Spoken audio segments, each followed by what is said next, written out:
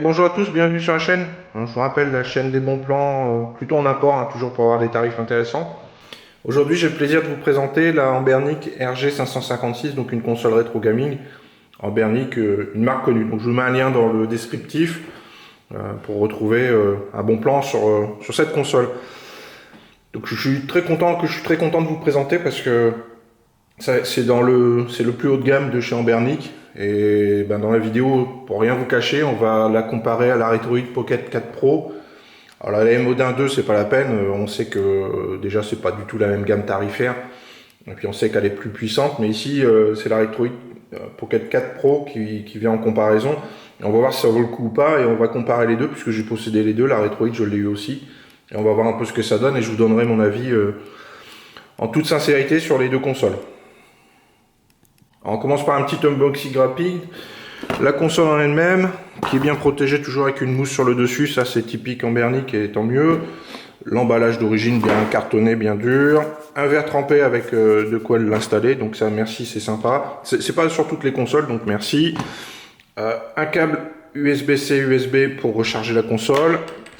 Et une notice comme d'habitude, malheureusement en chinois et en anglais. Mais c'est pas grave, on s'y retrouve à force, on commence à bien connaître les produits. Et la console elle-même, donc que je vais vous présenter plus en détail. Alors c'est quoi les caractéristiques de la console? Vous avez une console, alors avant déjà de vous la faire voir précisément, vous avez une console plus puissante que ce qui se fait habituellement, ce qui veut dire que on va pouvoir faire tourner un peu plus d'émulateurs. Vous avez les émulateurs Wii, PS2, GameCube qui vont tourner sans problème. Et puis on verra aussi ce que ça donne avec la Switch, c'est important. Et puis bon, dessus vous avez 8 Go de RAM, DDR4, c'est une bonne chose, et ça tourne sur Android 13, donc c'est uniquement Android là sur le système que je vais vous présenter. Moi c'est d'origine, moi je l'ai reçu avec une carte mémoire de 256 Go, et pour être honnête, en plus elle était bien chargée avec des ROM triés, on voit que ça n'a pas été mis n'importe comment, et on voit que les jeux ont été sélectionnés, tout du moins sur les consoles les plus puissantes. Les jeux ont été sélectionnés, puisqu'on ne peut pas tout mettre de toute façon, puisqu'il n'y aura pas assez de 256 Go. En tout cas, on voit qu'il y a un choix qui s'est fait et que le choix il n'est pas si vilain que ça, même si tous les jeux ne sont pas en version européenne, mais quand même il y a une volonté d'Ambernic de sortir quelque chose un produit bien fini, avec une interface finie, et puis une carte mémoire déjà bien sympa d'origine sans aller trop y trufouiller. Donc ça c'est un bon point. Je vous fais voir la console un peu plus en détail. Alors, le gros point positif de cette console, et une grosse différence avec la Retroid Pocket 4 Pro, c'est l'écran. Il y a un écran de 5,48 pouces AMOLED. AMOLED, c'est-à-dire c'est comme les télé OLED, vous avez des noirs qui sont noirs, ou pas des noirs qui sont gris et qui font dégueulasse. Ici, quand vous avez un écran noir, c'est comme là à l'écran, vous ne verriez pas la différence si l'allumé est éteint. Ce qui fait que vous avez un rendu beaucoup plus joli à l'œil et beaucoup plus flatteur, et franchement, il n'y a aucune comparaison possible. Une fois qu'on a goûté à l'OLED, c'est difficile de revenir en arrière. Donc je vous la fais voir en détail. Donc cet écran, les joysticks, voilà, classique, pas de souci. Le bouton R, vous verrez tout à l'heure dans la vidéo, ici c'est pour revenir dans le menu quand vous êtes... c'est pour lancer l'interface de chez Ambernic. Les boutons classiques, Select, Start. Ici vous avez une petite trappe pour aller mettre la carte mémoire. D'ailleurs, il va falloir que je la remette pour vous faire voir les essais, l'USB-C, le prise casque. Hop, voilà, les boutons dessus, qui cliquent au-dessus, pas en dessous. Hop, voilà, bouton power et bouton plus et volume plus ou moins. Alors tout de suite, ce qui m'avait un petit peu choqué, c'est la qualité. Enfin, c'est pas la qualité, c'est le plastique en fait. C'est un plastique tout lisse en fait. Et ce qui fait que ça fait bizarre parce qu'on a déjà vu mieux. La Retroid Pocket 4 Pro par exemple, elle a un plastique plus avantageux, enfin plus qualitatif en tout cas. Alors c'est pas que c'est de mauvaise qualité, mais ça fait très plastique lisse, un peu ancien. Alors c'est un peu. Alors on peut pas tout avoir, sinon les prix s'en sortiraient, mais il y aurait eu un peu plus de grip, ça aurait été sympa, voilà, pour éviter que ça glisse entre les mains. Donc ça c'est un petit point négatif. Après. Par contre, l'ergonomie, par rapport à la Retroid Pocket 4 Pro, là, vous avez les poignées ici. J'aime autant vous dire que vous l'avez en main, c'est parfait, quoi, dans la main. On peut pas faire plus ergonomique que ce qu'on a là. Franchement, c'est top à ce niveau-là. Donc ça, c'est un gros point positif. Alors, autre point qui différencie de la Retroid Pocket 4 Pro, ici, vous avez une carte mémoire de 256 Go qui est fournie, qui est remplie. Donc, vous avez déjà beaucoup moins de manip à faire. C'est préinstallé. Il n'y a plus grand chose à faire parce que la Retroid Pocket 4 Pro, moi je l'ai eu. Franchement, il faut installer toute une série d'applis, enfin c'est pas ce qu'il y a de plus top. Là on est sous Android 13, les choses sont préinstallées, moi je vous ferai voir, j'ai mis notre interface un peu plus sympa pour... voilà, je voulais m'amuser un peu avec, donc soit vous pouvez y jouer tout de suite directement sans rien bidouiller, et ça c'est appréciable quand même, parce que le but du jeu c'est pas d'y passer un temps fou à tout bidouiller, puis que ça marche pas, paramétrer. Je vous donnerai quelques astuces sur le paramétrage, il y a quelques petites choses à changer, mais ça reste mineur. Et puis après, c'est d'en profiter un maximum plutôt que de passer trop de temps dessus, quoi. Donc là, c'est une différence avec la Retroid Pocket 4 Pro hein, quand même. Et puis en termes de tarifs, on est sur un prix inférieur. Vous payez moins cher la console, vous avez un écran supérieur, vous avez une carte mémoire fournie. Les plastiques sont un peu moins qualitatifs, mais quand même, globalement, il n'y a pas photo quand même. Les performances sont pour moi sont vachement similaires parce que j'ai essayé les jeux Switch sur les deux. Je vous en parle après, mais bon, vous verrez que c'est pareil, hein, c'est très très proche tout ça. Allez, je vous lance la console. Hop. Ça, vous allez pouvoir voir. Ah, ça, un petit point négatif.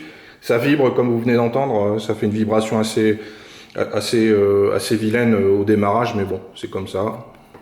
Hop, je vais zoomer pour que vous ayez l'écran au maximum. Donc l'écran là, je sais pas si vous verrez sûrement pas bien sur la vidéo, mais en tout cas les noirs sont noirs. Hop, une interface Android, tout ce qu'il y a de plus classique. Je vais essayer d'augmenter un peu la luminosité, que vous voyez ça très bien. L'écran est très lumineux, il n'y a pas de problème à ce niveau-là. Hop là, j'ai mis au max. Alors vous avez le bouton magique, je vais dézoomer un petit peu. Voilà, le bouton magique pour aller tout de suite sur l'interface. Et vous voyez, vous avez tout de suite une belle interface de chez Anbernic. Sans rien faire. Hein. Là, c'est d'origine, en tout cas avec la carte mémoire qui était fournie. Moi, je l'ai acheté avec une version carte mémoire. Et vous avez un nombre de jeux conséquents qui sont installés, des jeux PS2. Le tactile est fonctionnel, forcément, on est sous Android, donc vous profitez aussi du tactile, ce qui n'est pas forcément le cas quand vous êtes sur une console avec du Linux. Bon, voilà, je vous fais voir l'interface qui est quand même super sympa. Je vais vous faire voir, pour revenir sur la console en elle-même, vous appuyez simplement sur le bouton, vous êtes revenu là. Moi j'ai installé DigiShow, je sais pas comment on dit, DigiShow, une petite appli, je vous mettrai un lien dans le descriptif. Hop. Ah, je trouve ça un peu plus joli. J'ai pas remis toutes les consoles pour l'instant, mais bon. Hop, voilà. Vous voyez, l'interface est un peu plus sympa, et puis ce paramètre, ça se fait facilement en plus. Voilà, moi je trouvais ça plus joli, plus esthétique. C'est des petits plus, c'est pas indispensable hein, du tout. Hein. Disons que je voulais avoir la console, la Switch dessus pour voir ce que ça donne sur une même interface. Parce que l'interface de Retroid, hop, on va quitter, voilà, l'interface d'Anbernic, pardon. Vous voyez, vous n'aurez pas les jeux Switch hein, dessus. Et c'est pas paramétrable, le menu il est assez basique le menu, il n'y a pas 36 réglages. Voilà, on peut régler un peu le thème, des choses comme ça, mais ça va pas très loin quand même. Hein. Alors forcément pour les jeux, bah, ça tourne super bien. Hein. Je vais pas vous dire le contraire, hein. J'ai mis quelques jeux PSP. Je les ai mis en résolution x2, ça tourne à 60 fps, il n'y a pas de secret dessus. Hein. L'écran est super beau. Hein. Je pense pas que la vidéo va rendre ce que je vois sous les yeux, parce que les noirs sont noirs. Vous voyez, ils sont déjà scrappés, les jeux en plus. Ceux qui sont fournis avec la carte mémoire sont déjà scrappés. Alors ça, c'est un petit plus, parce que c'est du temps de gagner aussi à paramétrer tout ça. Hop. Alors, est-ce que je vous fais voir les jeux? Bon. Alors, je vais vous faire voir. J'ai essayé Super Mario Wonder sur Switch. Alors c'est là qu'on va taper un peu plus dans la puissance de la machine. Je suis entre 30. Allez, il faut mettre une résolution de 0,5, 0,75. Donc déjà vous perdez en qualité d'image. Et puis vous êtes entre 30-40 fps sur dessus. Alors ceux qui veulent jouer vont jouer. Moi je trouve pas ça le plus fluide possible. Je joue sur PC à 60 fps. Donc forcément la comparaison elle est tout de suite immédiate. Ce qui fait que voilà, c'est pas, ça va tourner, mais vous perdrez un peu en qualité. Et la Retroid Pocket 4 Pro, c'est pareil. Hein, le Mario Wonder, pareil, il tourne avec quelques lags de temps en temps. C'est jouable, mais ça reste quand même à la limite pas assez puissant. Donc, ce qu'il faudrait, c'est une N-Mode 1.2. Mais bon, le prix est presque x2, je dirais, avec les frais de port, les frais de douane, etc. Vous êtes quasiment à x2. Donc à vous de voir si vous voulez jouer au jeu Switch ou pas. Si vous voulez jouer au Switch, je vous dirais plutôt d'investir dans une MO d'1.2. Après, bon, c'est pas le même budget, hein, ça commence à piquer quand même. Là à 200 euros, quand vous avez un truc... voilà. Et le choix entre la Retroid Pocket 4 Pro et celle-ci, pour moi, du coup, il est assez évident. Même si la qualité de fabrication elle est un petit peu moindre, alors c'est bien fabriqué, mais les matériaux sont un peu moins nobles que sur la Retroid Pocket 4 Pro. Ça n'empêche, l'écran est là, vous avez la carte mémoire. Sur la 4 Pro, quand vous faites l'achat de la console, une carte mémoire que vous paramétrez, etc., vous avez un coût quand même qui est bien supérieur, ce qui fait que là, vous avez quasiment les mêmes performances pour nettement moins cher. Vous avez peut-être 30% moins cher, 20-30% moins cher qu'une Retroid Pocket 4 Pro, donc il n'y a pas photo sur les jeux. Hein. Enfin, sur la comparaison, elle est vite faite en fait. Hein.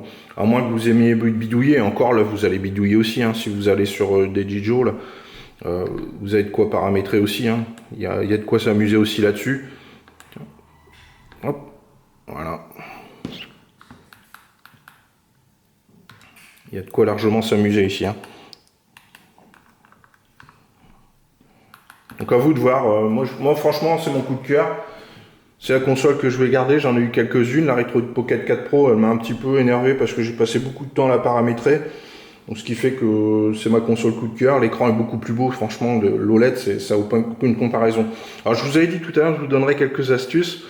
Il y a des petites choses à désactiver, enfin à paramétrer sur la console. Donc il faut revenir sur ici les paramétrages. Il faudra lancer chaque launcher, les émulateurs, vous les lancerez individuellement. Il faudra désactiver, vous avez à chaque fois les commandes tactiles qui sont à l'écran, c'est assez moche, c'est pas toujours très utile. Moi je les ai désactivés sur chaque émulateur, donc ça c'est une première chose à faire. Pensez à passer aussi en même temps sur chaque émulateur en région Europe et en langue française, vous aurez vos jeux en français, c'est une bonne chose. Après j'ai désactivé aussi alors ça c'est dans les menus d'Android, j'ai désactivé les sons de boutons en fait. Dès que vous bougez, vous cliquez, ça faisait un petit bruit un peu désagréable, je les ai désactivés. J'ai désactivé aussi les vibrations d'Android. Et puis voilà, après vous êtes... bon, il n'y a pas grand chose à faire pour avoir quelque chose de très fonctionnel tout de suite. Hein. Voilà, j'espère que ça vous a plu. Moi franchement c'est un gros coup de cœur. Pour moi c'est le meilleur rapport qualité-prix du moment. J'ai pas vu mieux. C'est soit cette console-là, ou soit après vous passez à la MO d'1.2 directement. Mais bon, c'est multiplié par 2 le tarif. Hein. Mais pour moi, c'est déjà, il y a de quoi faire. Surtout quand vous augmentez un peu la résolution sur des jeux PS2, PSP, des choses comme ça. Vous augmentez la résolution, vous avez une image quand même qui est beaucoup plus belle. C'est pareil, c'est dans le paramétrage. Vous pouvez y aller un petit peu sur les consoles un peu plus anciennes. Je sais que sur PS2, j'ai mis x2. Ça passait, voilà, voilà, ça améliore quand même le rendu visuel des jeux. Donc ça, c'est ce que je vous préconise. Voilà, j'espère que le test vous a plu. Je vous fais pas voir des jeux, il y a beaucoup de monde qui fait voir. J'en trouverai des vidéos avec des jeux tout tourne, il n'y a pas de souci. Hein. Il n'y a que les jeux Switch où c'est un peu plus limite. C'est ce que je vous disais tout à l'heure. Après, en dehors de ça, tous les jeux fonctionnent sans problème. Moi, le but, c'était de vous présenter la console telle qu'elle était, puis d'avoir mon ressenti. Alors j'espère que la vidéo vous a plu, n'hésitez pas à vous abonner, à mettre un petit like si ça vous a plu, et puis également, si vous avez des questions, n'hésitez pas, j'y répondrai avec plaisir. Voilà, et je vous dis à bientôt sur la chaîne. Salut!